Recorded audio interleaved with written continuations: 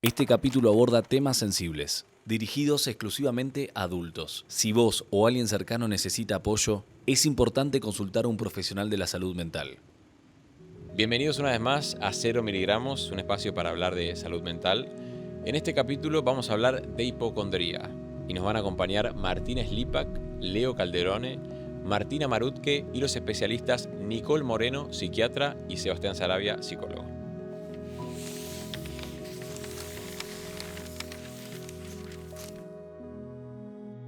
¿Cómo estás, Niki? ¿Todo bien? Bien, muy bien. Encantada de Gracias, estar acá. gracias por venir. Un Un placer. placer. ¿Qué es la hipocondría? Bueno, Santi, primero para contestarte te cuento que todos en la vida alguna vez habremos tenido algún síntoma orgánico, físico, a veces incluso preocupante, pero la mayoría de las personas pueden lidiar con esos síntomas.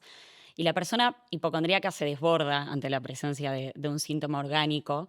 El hipocondríaco es una persona que tiene una preocupación excesiva en torno a su salud, a veces con un síntoma físico real y existente y a veces no, simplemente es una actitud como de hipervigilancia a cualquier anomalía que esté puesta en el cuerpo. Esta preocupación termina tomando su vida, digamos, termina consumiendo su tiempo, su energía.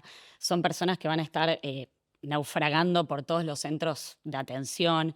De hecho, son pacientes que en general no nos llegan a nosotros, a los psiquiatras, salvo que sean casos muy graves, pero la mayoría de veces están más en consultorios de consultas generales, ¿no? Con médicos clínicos. Y lo relevante en la hipocondríaca es que, más allá de si el síntoma físico está o no, el sufrimiento es auténtico. Son pacientes que realmente sufren y lo que para nosotros determina que una persona sea hipocondríaca no es tanto, como te digo, el síntoma o el cuerpo, sino El todo, padecimiento. exacto, todo el conjunto de emociones, comportamientos, preocupaciones que surgen como reacción, ¿no? a este síntoma. ¿Cuándo te diste cuenta que empezaste como a padecer hipocondría? Mira, cuando era muy chico tenía algunos síntomas que no se explicaban. Grandes dolores de cabeza, cuestiones que me hacían estudios y demás, y nada. Y en la adolescencia ya empezó a aparecer en el análisis el tema de la hipocondría. Así que fue a los 16, 17 años ya pude entender que me pasaba eso. Y yo tengo un tipo de hipocondría que genera síntomas. Es decir, no solo tengo la idea de que me está sucediendo algo, sino que realmente Suceden. se manifiesta en el cuerpo. Claro, el tema es que esos síntomas que yo siento, yo les doy una envergadura que tal vez no lo tienen y de pronto un dolor de panza pasa a ser un tumor de estómago, un mareo pasa a ser un Sí. tumor en el cerebro eh, y demás. Lo que pasa es que también hago síntomas extraños, como fiebre que va y viene, digo, en épocas muy de crisis muy grande de hipocondría, temperatura extraña en el cuerpo, moretones, bajar de peso muy rápido, o sea, mi cuerpo manifiesta esos síntomas y yo les doy un valor que en realidad no tienen. Em, bueno, la cabeza va muy lejos con la Sí, sí, hipocondría. sí, De obvio. hecho, hay algo que es muy particular del hipocondríaco y es que para la oreja enseguida cuando alguien está Sí. hablando de síntomas de algo. Yo, por ejemplo, soy muy fanático de las enfermedades. Cuando alguien está contando que está enfermo o que tal tuvo tal enfermedad o no sé qué, yo empiezo a indagar, casi como si fuese un acto masoquista. No creo que sea masoquismo, pero realmente hay una obsesión. El primer así ataque fuerte que tuve fue a mis 18 años. Pero después revisando, yo ya era hipocondríaco de chiquito. Eh, no sé, a los 8 o 9 años, por ejemplo, tenía un campamento por delante, algo que me entusiasmaba, y de pronto sentí un dolor en la rodilla y decía, cáncer de rodilla, no voy a poder ir al campamento, no voy a poder... Es Eso de decir, chico. de chico, a los 8 o 9 años ya pensaba en cáncer y en dos o tres enfermedades que manejaba, digamos, que eran las que se escuchaban en mi casa. En mi casa, mi madre, mis tías hablan mucho de enfermedades. Y bueno, mi imaginación florida. eh, no sé, no recuerdo de conocer un chico enfermo, pero bueno, para mí era posible enfermarte siendo niño y me iba a pasar a mí. O sea, trasladás lo que escuchabas en tu Claro, casa como que... claro. Sí, sí. No sé, por ejemplo, recuerdo que se habló de un niño que tenía problemas en el riñón y que cuando orinaba hacía mucha espuma. Bueno, yo hasta el día de hoy, cuando orino y veo mucha espuma, digo, "Uy, me inquieta", porque para mí eso es síntoma es decir, un niño que la pasaba muy mal. Pero bueno, estar expuesto a esa información creo que fue lo que disparó mi imaginación. Pero ¿cómo siguió después eso? O sea, ¿cómo...? O sea, fue empeorando de grande. Yo nunca sentí que tenía un problema, para mí era como algo que estaba en mi cabeza, pero a los 18 estaba en mi casa acá allá en Buenos Aires, estaba muy tranquilo leyendo un libro a la noche, estaba en mi cuarto y de pronto sentí una puntada en el corazón rara y inmediatamente dije, esto es un paro cardíaco. No hubo duda, esto es un paro cardíaco. Entonces me levanté en un impulso, un salté y dije, tengo que ir al hospital. Yo vivía a 5 cuadras del hospital alemán. Y dije, no voy a tomarme un taxi por 5 cuadras. Entonces me fui Ante todo caminando. relativo, ¿eh? Claro. No, y como me parecía raro parar un taxi y decirle voy acá nomás. Sí. Y me fui con un paro cardíaco 5 cuadras caminando. Me dio una pastilla, un ansiolítico, y me mandó a mi casa. A la semana exacta, otra vez lo mismo. Puntada, Para igual, ¿esa era la primera vez que habías tomado un ansiolítico en tu vida? la primera vez, sí. ¿Y lo tomaste solamente ese día o lo seguiste tomando? Lo tomé 2 o 3 días y cuando me sentí bien, eufórico, lo dejé. Y después de eso empecé a hacer lío porque cuando me sentía medio mal lo tomaba, lo dejaba, Claro. lo tomaba, lo dejaba y ahí hasta que terminé en una crisis de angustia y el psiquiatra, el papá de un amigo me dijo, no se hace eso. Me dijo, lo tenés que tomar y dejar de a poco. Pero bueno, a la semana de este episodio tuve de vuelta lo mismo, otro paro cardíaco y dije, no voy a ir al alemán de vuelta porque ya no me van a tomar en serio, me fui a la Anchorena que está enfrente. Y esta vez dije yo me voy a quedar hasta que Te se hagan los den, estudios. claro, y hasta que se den cuenta, porque Claro. para mí la otra médica no lo había No visto. claro. Y bueno, me dijeron lo mismo, que no había nada, que estaba muy nervioso, y yo les pedí que me dejaran quedarme esa noche en el hospital. O sea, no me quería ir, me interné yo. No me podían internar, no me podían ingresar porque no había motivo. Me dieron un cuartito, que es el cuartito que usan los médicos para dormir. Llamé a una amiga que vino y durmió sentada. Y bueno, el otro día me fui. ¿Te hicieron estudios o algo? No. Me ¿Un hacían electro? todo, me Ah. hacían electro, me hacían todo, no tenía nada, tenía presión. O sea, nunca tuve nada de lo que imaginé que tenía, nunca. ¿Cuándo fue la primera vez que te diste cuenta que tenías hipocondría? La primera vez fue muy chica. Yo siempre empezaba con que le calculaba el tiempo de los mandados a mis papás. Tipo, sabía que tardaban tantos minutos. Cuando se pasaban esos minutos, automáticamente era catastrófico. Yo ya pensaba 200 cosas que le podían pasar. Y la primera vez después de eso fue cuando yo me enteré de ciertas patologías que había en mi familia y que yo dije, ok, si esta gente las tiene, automáticamente yo las puedo heredar. Entonces, si a mi mamá le pasaba una sintomatología, a mi papá o a mí, yo automáticamente me acordaba que, no sé, mi abuela tuvo esto. Entonces, los síntomas son parecidos, podemos estar presentes ante esta enfermedad. O sea que no era solamente con vos, sino también con tus padres. Exactamente. De hecho, empezaste con tus padres. Exactamente, sí, todo nace con eso y cuando yo empiezo a ser un poco más consciente de mi cuerpo y a entender qué síntomas tengo yo ante, no sé, una gripe o ciertas enfermedades, decir, bueno, listo, ante esta enfermedad yo tengo estos síntomas. Ahora tenía otra sintomatología, yo era más consciente de mi cuerpo, más grande, y dije, o sea, ¿qué está pasando? ¿Por qué tengo este síntoma que nunca tuve? Y ahí es cuando arranca la ida de, mamá, necesito ir a la guardia, mamá, no me siento bien. Mi madre y mi padre, por suerte, no me seguían el juego en ese sentido, me trataban de calmar, pero a veces que yo tenía que exagerar los síntomas para que me llevaran y yo quedarme tranquila, que iba a estar en un espacio con gente que me iba a poder salvar si a mí me pasaba cualquier cosa y que me podían tratar en ese momento los síntomas que yo tenía. ¿Y cómo se manifiesta la hipocondría? Se manifiesta, primero te diré, en edades, siempre hay la adolescencia. La adolescencia es, si bien hay alguna sintomatología al inicio, en la infancia que puede llegar a suceder, pero la verdad que la adolescencia es como el tiempo crucial donde las patologías empiezan como a aparecer y después a confirmarse en la edad adulta de determinada manera, pero empieza a haber algo de sintomatología, insisto, generalmente tiene que ver con esto, con trastornos de ansiedad o depresión.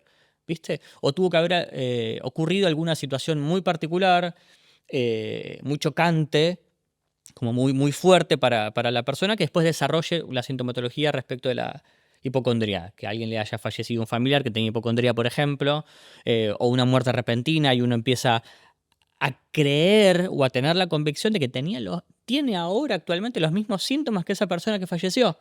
Entonces va y se empieza a hacer los estudios pertinentes, le dan negativo, le dan que no, pero está en remisión. No lo están encontrando todavía. No, sí, o si no, me ha pasado dudar del médico, Total, por supuesto. pero se llama en nuestra jerga, es un peregrinaje el que se hace. Pero porque no es que el otro no sabe, que a veces el médico no sabe, no tiene la respuesta para mí hoy. Porque siempre se le va a encontrar la vuelta. Insisto, pero es una creencia firme, y lo nombraba con este término, es una convicción que uno tiene. Y cuando vos tenés la convicción clara, no te saca nadie de ahí. De hecho, hasta estás esperando a alguien que te la confirme. Lo cual es lo peor que te puede pasar, que alguien te confirme Sí. eso, ¿no? Pero también está la hipocondría de los que van todo el tiempo al médico, como los que le tienen fobia.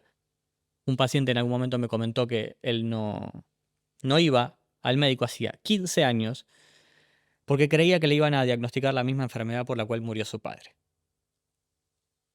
Y le dolía algunas partes de su cuerpo y no se hacía ver y no tomaba ninguna medicación, pero tenía la convicción de que en el momento en que fuera por determinada sintomatología pequeña, iba a terminar siendo Lo mismo. ese diagnóstico que fue el que mató al padre. Vos, aparte, Niki, o sea, trabajás en guardia, Ujú. ¿o no? Trabajo en guardia y en una sala de internación. Claro, ok. Yo quería preguntarte eso, porque yo he terminado muchas veces en la guardia por cuestiones hipocondríacas, por supuesto. ¿Ves muchos casos así? Sí, veo muchos casos y un espectro como de gravedad muy, muy amplio también porque tenés desde el paciente en la consulta ambulatoria, que por ejemplo hace poquito un paciente me contaba que, bueno, le habían diagnosticado intestino irritable y para él eso ya era un cáncer de colon, tenía también un tinnitus como una molestia en el oído y para él eso era un potencial tumor de oído, ¿no? Tenía a veces algunas fasciculaciones musculares y para él eso ya podía ser esclerosis lateral amiotrófica, ¿no? Eso se podría considerar como un síntoma hipocondríaco.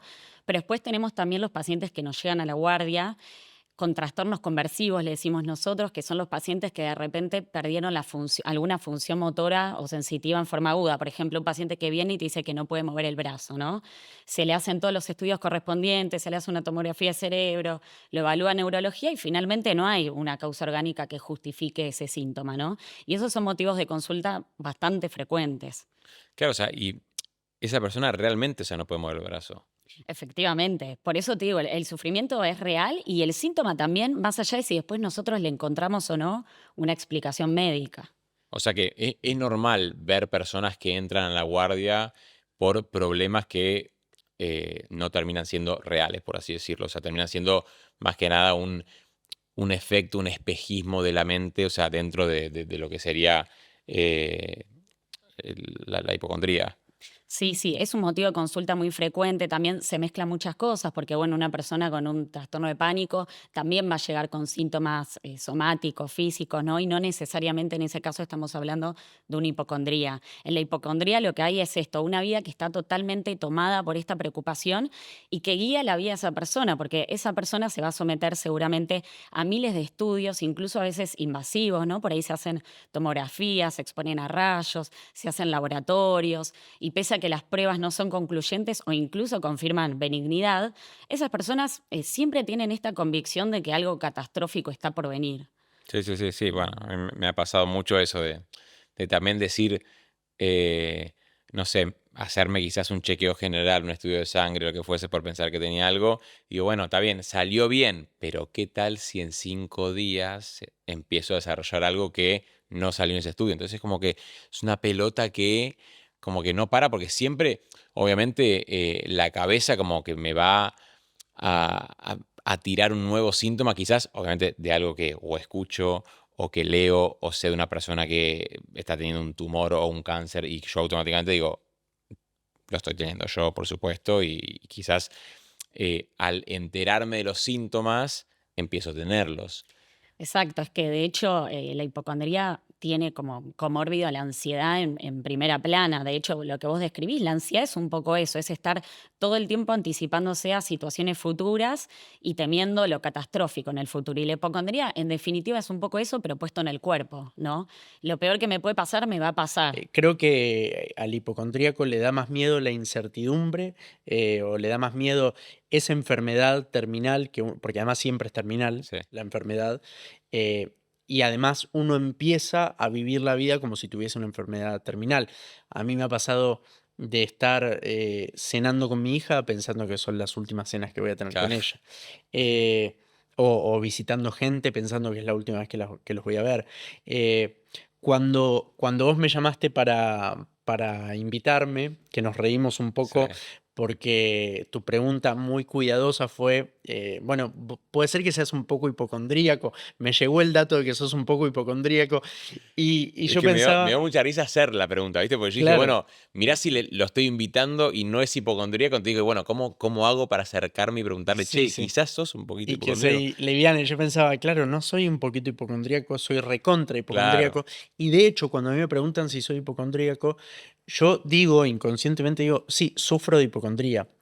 Porque también, digo, más allá de que de una mirada que se suele tener a veces más cómica de las cosas, No, es un padecimiento. es un padecimiento muy grande y siento que, no sé si por las películas o por Woody Allen o por qué, está tomado un poco como una especie de síntoma o de neurosis eh, un poco cómica, ¿no? El hipocondríaco. Está un Sí, poco sí, la sí. caricatura Sí, del obvio, hipocondríaco obvio.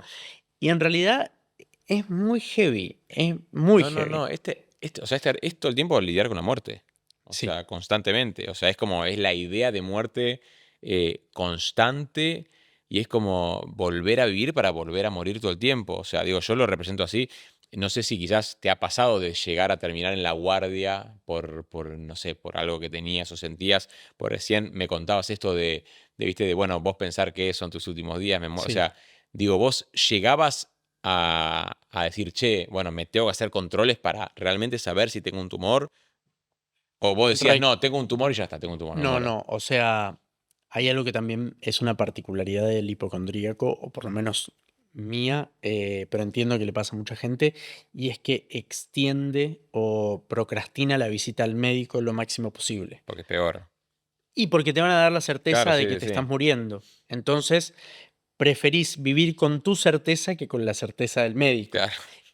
Lo cual es una locura porque entras en un círculo en donde no descartas nada, pero tenés tu certeza, que es tu propia certeza, y entras en un círculo que no termina nunca. Entonces, lo primero que te dice un psicólogo que te atiende o un psiquiatra es, bueno, ya vas y te haces análisis de sangre, ya vas y te haces la ecografía, porque es lo único a veces que hace que el hipocondríaco Sí, sí, que se calme, que se dé cuenta que que se de verdad calme. no tiene nada. Yo soy ese tipo. Yo Claro, soy el que me hago análisis de sangre 5 o 6 veces por año, mira, o estudios, viste, los generales que te corren la cinta, todo. O sea, yo como que soy ese tipo de persona porque siempre puede ser que haya algo y prefiero saberlo.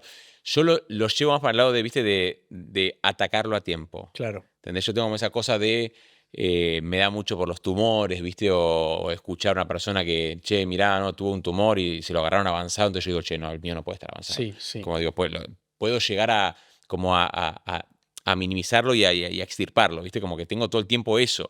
Entonces yo, a la mínima sensación, Ujú. digo, bueno, no, ya está, tumor cerebral, tumor estomacal, entonces como que tengo que buscarle una solución justamente para no morir tan rápido, Me parece mejor hacer eso que que ya darte por muerto. quedarte por muerto y extender tanto la visita al médico. Claro, Eso es una locura. Y también cabe decir que en mi caso, por ejemplo, lo que más me ayuda es el antidepresivo. claro. Que tal vez es algo que no se sabe tanto, Sí, sí, o sí. quiero decir, el que no sufre de hipocondría no sabe que la hipocondría muchas veces se trata con Sí, antidepresivo, sí, sí, obvio. Es pero porque también ataca mucho lo que es como esos pensamientos o esa manía, viste, de uno estar todo el tiempo creyendo que, o dándole lugar, viste, como a esa fantasía mental de la creación de un escenario catastrófico constante de lo que nos pasa. Exacto. ¿Vos igual le tenés mucho miedo a la muerte? Muchísimo desde siempre. Claro. Desde siempre. Y no solo le tengo miedo a las enfermedades, sino que le tengo miedo a un avión. Claro. O sea, todo el tiempo me persigue la idea de la tragedia. Claro. Es insoportable. En el momento se te instala una certeza. Que no, o sea, ni siquiera es una duda, ni siquiera es una pregunta, che, tendré algo, es una certeza. No, está pasando. Está pasando, Sí. está pasando. Es algo inminente. O sea, yo tuve dos tipos de enfermedades imaginarias. Digo tuve porque ya por suerte no me pasa, pero. Y por eso me puedo reír ahora. O sea, yo creo que me di cuenta que me había curado, por decirlo de alguna manera, cuando me empecé a reír de lo que me pasaba. O sea, ahora me puedo reír. Antes Claro, en el no. momento lo sufrías mucho. No, muchísimo. Muchísimo. Pero yo tenía dos tipos de enfermedades imaginarias. Una, la inmediata, la que está pasando ahora, que se parece más a un ataque de pánico. He tenido algo parecido al ataque de pánico o ataque de pánico. Que me estoy muriendo ahora. Me está pasando esto ahora. Y eso puede ser con paro cardíaco, con una ACV, con una alergia. Se me va a cerrar la glotis. Todo el tiempo pensando que se me va a cerrar la glotis, que no soy ni alérgico. O sea, nunca tuve cerca de esas cosas, pero yo lo vivo como que está por pasar. Y la otra es las enfermedades más, no las que Las están ocurriendo complejas. ahora, sino las complejas, y que digamos, que no me voy a morir ya, Que te van a matar lentamente. pero me van a matar lentamente de una manera espantosa. ¿Cómo cuáles, por ejemplo? Bueno, cáncer, por supuesto. Tuve todos los Los tumores son. Sí. Todos los El abanico de tumores, tumores el en el abanico de hipocondríaco es. todos. Cuando era chico, HIV, pero me río porque yo no había tenido relaciones sexuales y tenía miedo de tener HIV. Claro, sin haber tenido sexo. Sin haber tenido sexo. Sabía que se contagiaba a través del sexo o de una transfusión. No había tenido sexo ni había tenido transfusión. Pero igual. Igual. Porque, qué sé yo, no sé, la medicina, la ciencia no sabe todo. Ese es el tema. Es decir, vos sabés más que la medicina. Yo, por ejemplo, iba a un médico y me decía, no tenés nada. Y yo decía, este es demasiado joven. Claro. No tiene experiencia. Me iba otro. Me decía, no tenés nada. Era demasiado viejo. Ya no sabías, ¿entendés? Claro, O sea, claro. siempre pones en duda a la voz. No, siempre el médico puede estar equivocado. Siempre está equivocado No, cuando por te eso. dice que no. Sí. Cuando te dice que no. Bueno, HIV, por supuesto. La más extraña de todas fue una época en la que temí tener ELA. Yo sentí un día cierta, ¿viste? Cuando vas caminando y se te va el pie, un poquito el tobillo. Y automáticamente dije debilidad muscular. Entonces busqué y automáticamente dije ELA. No sé por qué se me puso. O sea, no habías escuchado. Sí, había escuchado hablar por de eso. ELA. Está bien. Recientemente había fallecido Piglia, que padecía Sí. ELA. Bueno, a partir de ahí. O Siempre sea, por eso habías escuchado que alguien había muerto por ELA. Siempre es a partir de algo. Siempre. A veces al principio no me daba cuenta. Es decir, pasaba algo y a la semana yo empezaba con síntomas y no relacionaba. Claro. Después con los años de análisis empecé a relacionar. Es decir, bueno, yo sabía que había escuchado lo de Piglia, me había impactado la muerte de Piglia y todo lo que había pasado, pero bueno, cuando empecé a sentir los síntomas, empecé a sentirlos. Y decir, ¿y por qué no? Hay gente que enferma de ELA, ¿por qué no yo? Entonces, y el otro síntoma, que esto era lo gracioso, por eso me río, porque yo me daba cuenta en el momento, pero no lo podía evitar, era voz robótica, era otro de los síntomas, me acuerdo. ¿Vos te sentías la voz robótica? Yo me escuchaba la voz robótica, me grababa audios que me mandaba a mí mismo y escuchaba la voz robótica. Y ese era un síntoma también de. Bueno, según lo que había leído, sí. Que había leído en Google, obviamente. Obvio. O sea, eso es nuestro aliado. Sí. El aliado del Sí, sí. hipocondríaco es Google, es algo que no debemos hacer, pero lo hacemos sin parar. Entonces yo había leído y uno de los síntomas era la voz robótica y yo estaba convencido, entonces hacía Zoom con compañeros de trabajo y les decía, vos no me escuchás la voz robótica, y hablaba, les dejaba audios Y me decían, no, no, estás completamente loco, pero yo escuchaba la voz robótica. Yo escuchaba, ¿viste cuando, no sé si lo hiciste Cuando hablas de un ventilador, Eso, ok, eso, ahí entiendo. yo la escuchaba así. Claro, Era mi voz de ahora, era esta misma voz, pero yo la escuchaba así.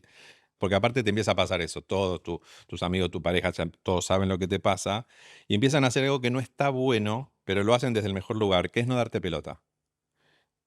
Y no darte pelota, pero no en el sentido de no darte pelota, que está bien no darte pelota porque es lo que vos tenés que hacer, en definitiva, no darle pelota a eso, pero sino como desestimar, sí, como, sí, sí. otra vez vos y Sí, tu, que hinche pelotas. y tu locura, Sí. claro. Y eso no está bueno porque decir, no lo estás haciendo para llamar la atención. Realmente la mayoría de las veces yo no contaba lo que me estaba pasando. Justamente por eso, porque te van a tratar de loco, No, y te van aparte a... estás sufriendo mucho en ese momento. Pues estás sufriendo, en general yo, o sea, nadie se enteraba de mi derrotero por los médicos, no lo contaba, O sea, cuando ibas a la guardia vos no lo decías. no, Ok. no, ¿Te da vergüenza? me da vergüenza. Sí, ni contaba, pues yo, por ejemplo, esto, digo, empiezo con que tengo la voz robótica y que tengo esto, y hasta yo me podía reír en ese momento, pero esto derivaba en que a la semana no me lo podía sacar de la cabeza el tema, entonces pedí un turno con un neurólogo.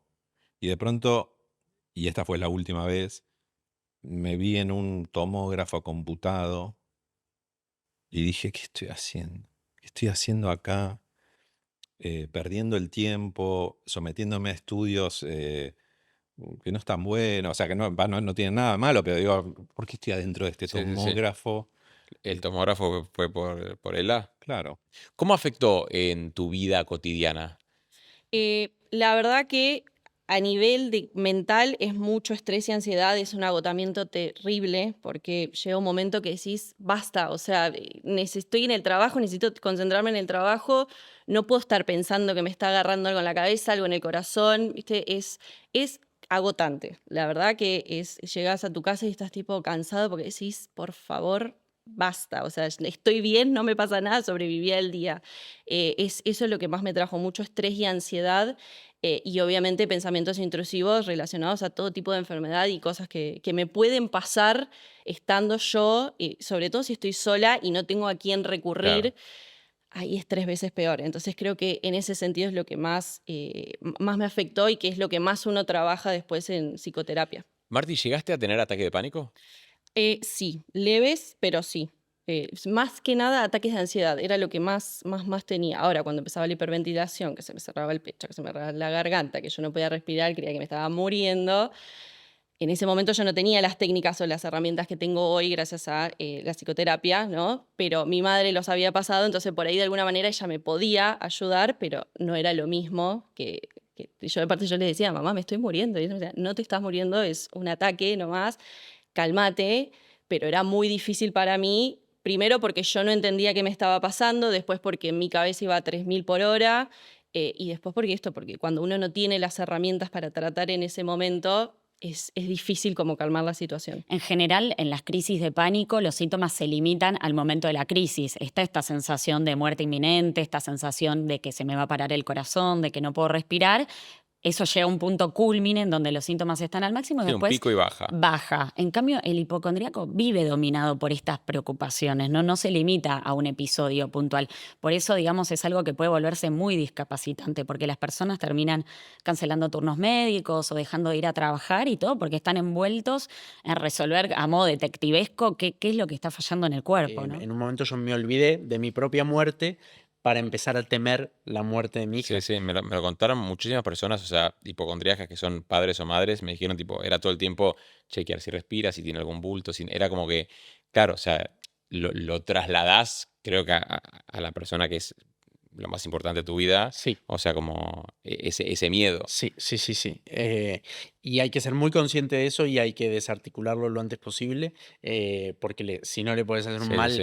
bastante heavy. Y otra cosa, que también la experiencia de ir al médico, digo, la experiencia de llevar a un hijo al médico o la experiencia de ir uno al médico, para mí es una pesadilla. Para mí es una pesadilla. Lo que es normal para todo el mundo, lo que todo el mundo hace automáticamente, que es ir a hacerse un chequeo, digo, Una pesadilla por miedo a enterarte de algo. absolutamente, Claro. absolutamente. Son experiencias muy traumáticas. ¿Y te pasa con tu hija también? El hecho de decir, che, la llevo al médico y me da miedo que me puedan llegar a decir, Sí. ¿tiene esto? Sí, Sí, sí, sí. Sí, y siempre veo el peor escenario. Claro, Por ejemplo, ahora se descompuso del estómago eh, y enseguida pensé, no será la segunda vuelta de dengue y no sé qué, y la claro, vacuna y la hemorragia y no sé qué. Y mirá lo que me pasó. Cuando tuvo dengue, ella, que yo estaba absolutamente atento a los síntomas de ella, porque hay una serie de síntomas de alerta sí. en el dengue, y yo obsesionado por ver si aparecían o no esos síntomas, cuando le dieron el alta, yo me troné psíquicamente. Y entré en una crisis hipocondríaca severa que me tuve que ir a medicar porque fue tal el nivel de estrés que tuve y de miedo con respecto a mi hija que me desarticuló. Claro, Eh, es sí. bravo y en el medio uno tiene que seguir su vida, seguir ensayando, trabajando y demás.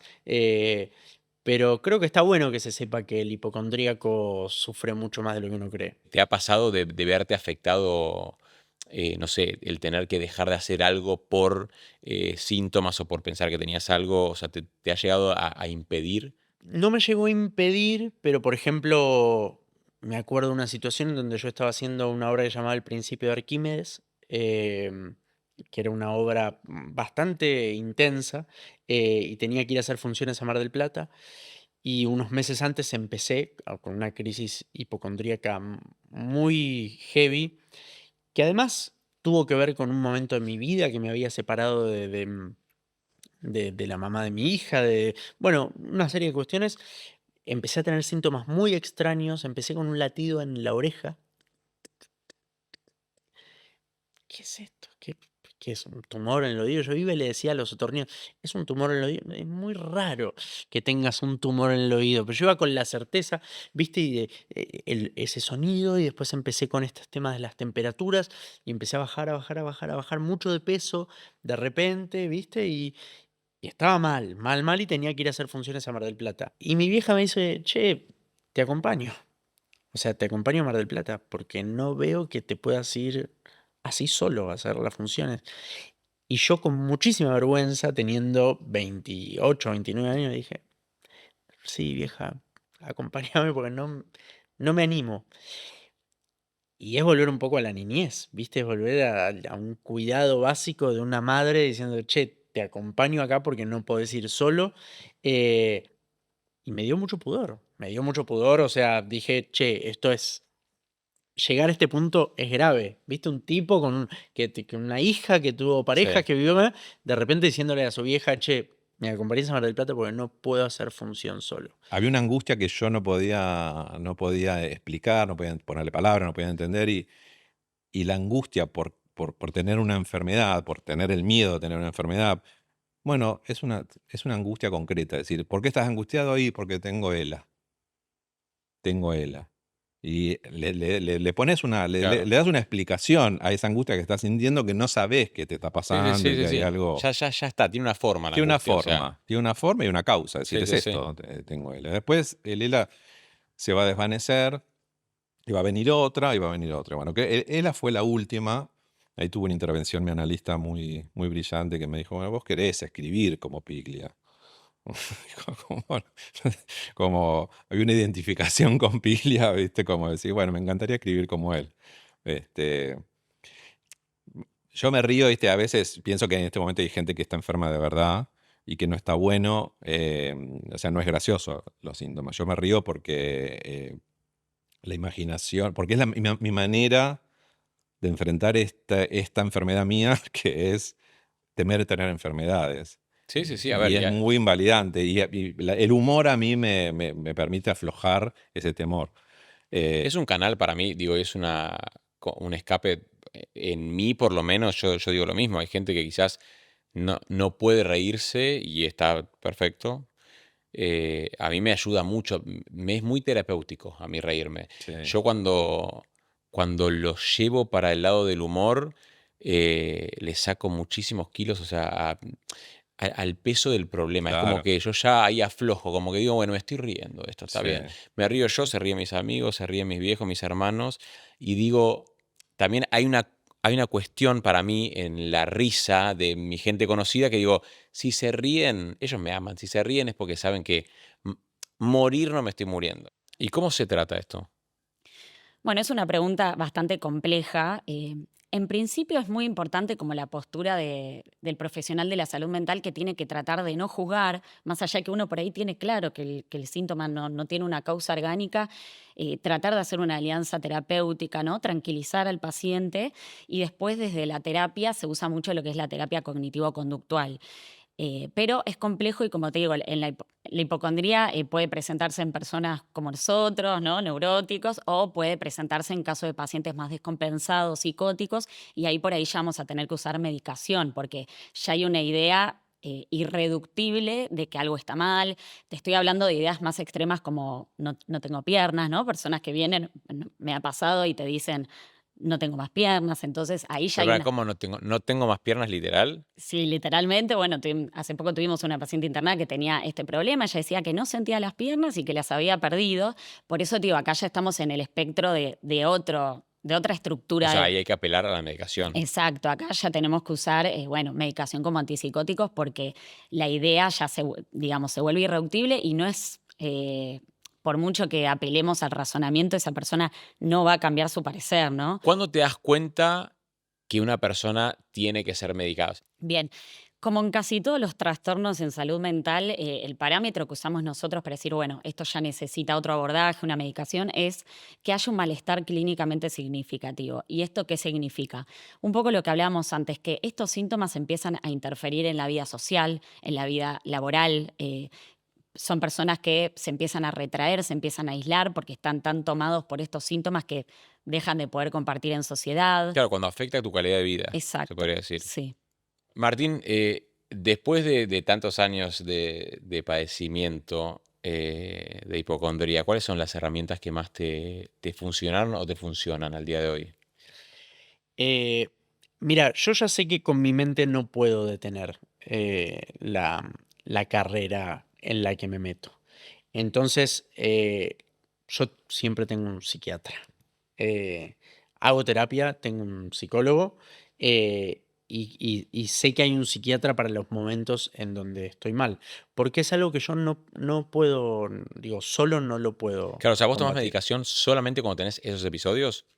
Sí, intento que sea así. Claro. Sí, sí, sí, sí. Sí. O sea, la medicación psiquiátrica son meses de tomarla, no es Sí, que uno sí, no, toma por eso. una semana, pero intento no estar tomando toda mi vida medicación. Pero, por ejemplo, la última vez, cuando yo le estaba pasando muy mal, fui al psiquiatra y le dije, me quería dar un ansiolítico nada más, y le dije, hagamos un tratamiento con antidepresivo Claro. porque necesito salir de esta.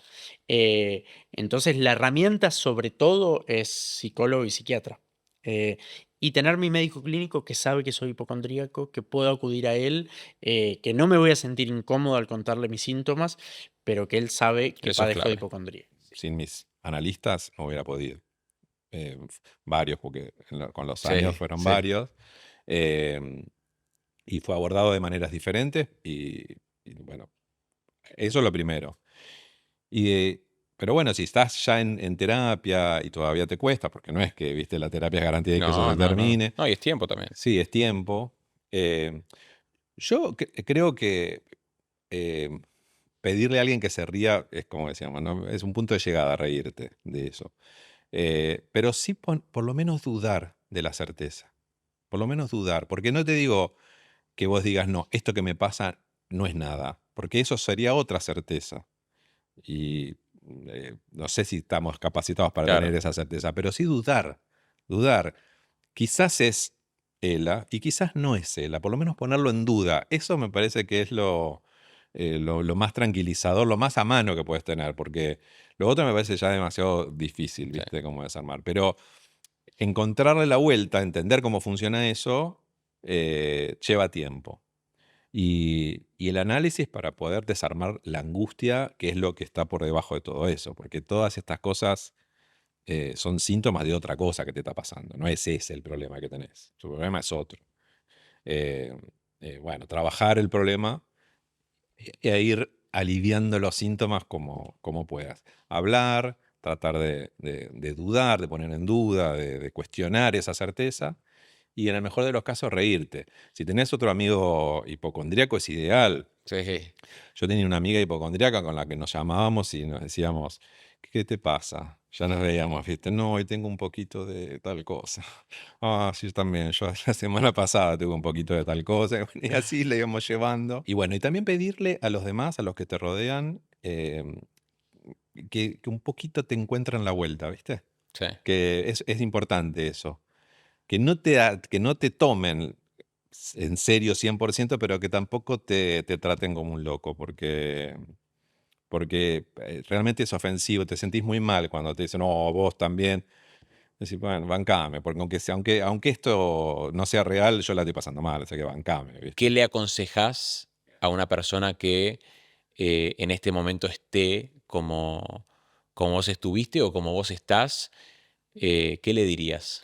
Y yo le diría que lo principal es no tener vergüenza y no tener miedo y comunicarle a quien creas vos confianza, puede ser padre, amigo, pareja, lo que te está pasando y decirle necesito ayuda. Que la clave principal es no tener miedo ni vergüenza porque es algo que le pasa a todos los seres humanos en mayor o menor medida y es muy importante que sepan, o sea, lo primero es saber reconocer y decir, listo, me está pasando esto, necesito ayuda y después es tener una buena red de contención, sea chiquita, grande, lo que sea, para vos decirle, mira, necesito ayuda, me está pasando esto, me estoy sintiendo incómodo o incómoda, ayúdame. Creo que lo principal es eso, tener una buena red de contención y no tener vergüenza porque no es ninguna vergüenza, nos pasa a todos y hay que afrontarlo. La escucha activa de la persona que está con ese paciente es lo más importante de todos, ¿no? Tener una escucha que lo tranquilice por un lado y que tampoco lo catalogue, ¿no? Que no lo ponga o no devalúe estos síntomas catalogándolos como irreales. Eso ya es tranquilizador para el paciente, darle lugar a ese síntoma. Claro. Y después el trabajo es más bien terapéutico y es de ir, ¿no? Trabajando con experiencias previas y ir mostrándole cómo ese resultado tan catastrófico que esperaban finalmente nunca ocurrió. Pero es algo que se va desarmando muy de a poquito, que es difícil de hacer en lo agudo y tal vez lo que uno puede hacer desde la guardia es un tratamiento más ansiolítico, ¿no? Para bajar un poquito la repercusión que esa preocupación genera en el cuerpo. Está bien, y está bueno decirle a la gente que no se va a morir por eso. No se van a morir, eso doy fe estando en la guardia y estando en la sala. Perfecto. O sea, ninguno se murió por esto en la guardia, ¿no? No. Perfecto. Está bueno que la gente lo sepa. Es importante. Yo también igual lo quería destacar. saber, para mí. Así que gracias, Niki, de verdad. Bueno, gracias por acompañarnos en este cuarto capítulo de 0 miligramos. Seguinos en nuestras redes para ver más contenido. En el próximo capítulo vamos a hablar de psicosis. Y recuerden que 0 miligramos no es una solución, sino que es un proyecto para informar, acompañar y saber que no estamos solos. Adiós.